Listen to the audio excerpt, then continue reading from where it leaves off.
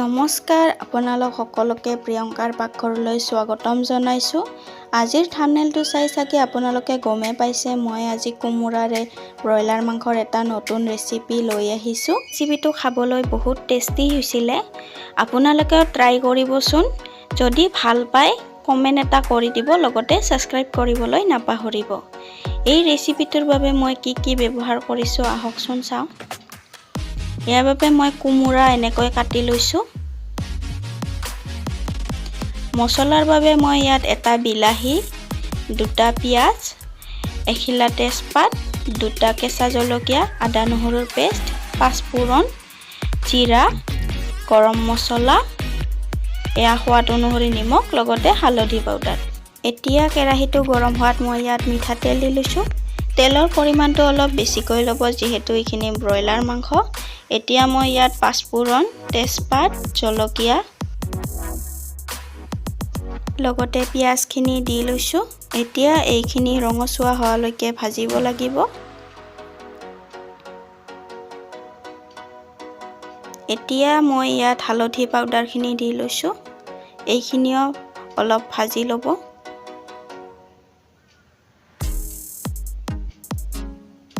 এতিয়া মই মাংসখিনি দিছোঁ। মাংসখিনি অলপ ভাজি ল'ব।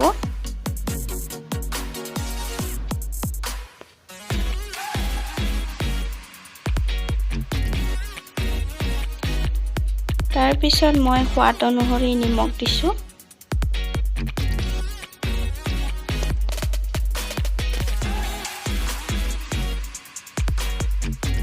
এতিয়া এইখিনি অলপ ভাজি ল'ব।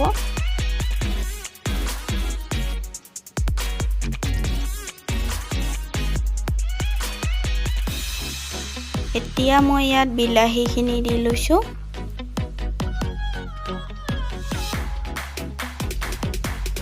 এতিয়া বিলাহীখিনি ভজা হোৱালৈকে ভাজি ল'ব লাগিব।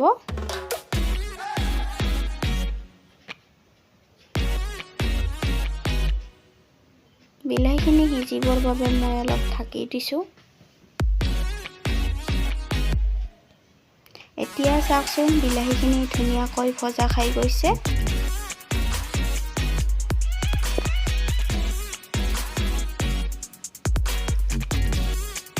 এতিয়া মই ইয়াত আদা নহৰুৰ পেষ্টখিনি দি লৈছোঁ। এইখিনি অলপ ভাজি ল'ব।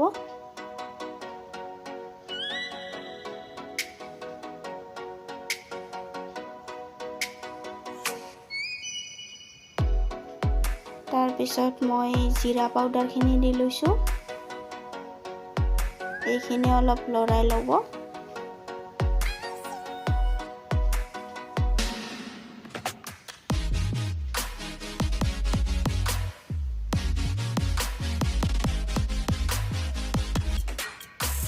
এতিয়া চাওক মোৰ মাংসখিনি প্ৰায় ভজা খাই গৈছে।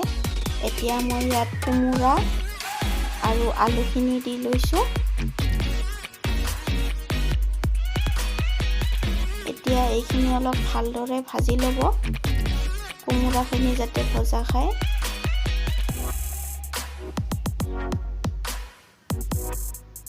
এয়া চাওক মোৰ আলু আৰু কোমোৰাখিনি প্ৰায় ভজা খাই গৈছে।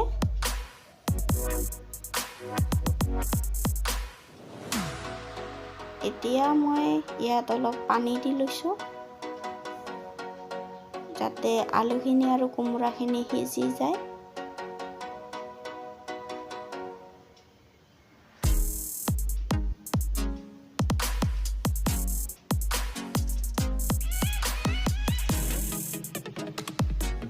এতিয়া চাওকচোন কোমোৰাখিনি ধুনীয়াকৈ ভজা খাই গৈছে।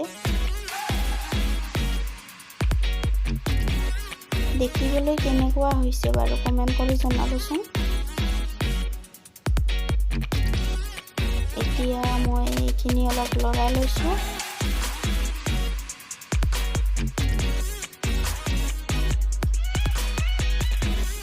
এতিয়া মই ইয়াত পানী দি লৈছোঁ। আপোনালোকক গ্ৰেভিটো যিমান লাগে সিমান পৰিমাণে পানী দিব।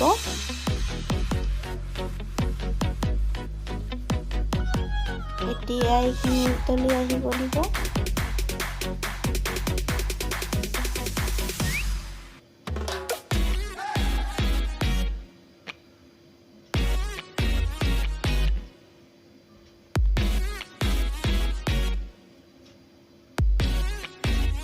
এতিয়া মই ইয়াত গৰম মছলাখিনি দি লৈছোঁ। গৰম মছলাখিনি দি অলপ লৰাই ল'ব।